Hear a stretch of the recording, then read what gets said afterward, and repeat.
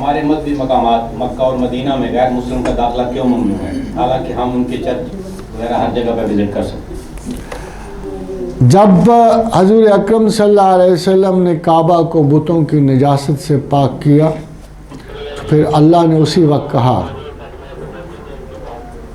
نجاست سمجھی جاتی ہے شرک، نجاست سمجھی جاتی ہے جہالت اللہ کے نزدیک، اور خدا اپنے گھروں میں سوائے مسلمان جاہلوں کے کسی اور کو اجازت نہیں دیتا آنے کی۔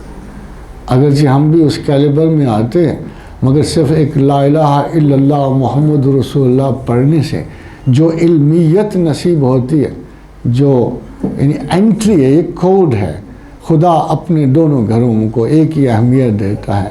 وہ روضہ من ریاض الجنہ ہے، اور یہ اس کی فی ہے آیات بینات، اللہ نے اپنی زمین کے بارے میں کہا، مکہ کے بارے میں، تو داخلہ اس لیے پروہیبٹڈ ہے۔ اس کی دو چار وجوہات تھیں۔ ایک پروہیبیشن کی وجہ جو تھی سیکیورٹی تھی، جو عالم اسلام کو بعد میں نصیب ہونی تھی۔ ایک وجہ تھی کہ اللہ تعالیٰ ان دونوں جگہوں کو نجاست سے، کفر اور شرک کی نجاست سے پاک رکھنا چاہتا تھا، اور یہ قانون اب بھی لاگو ہے۔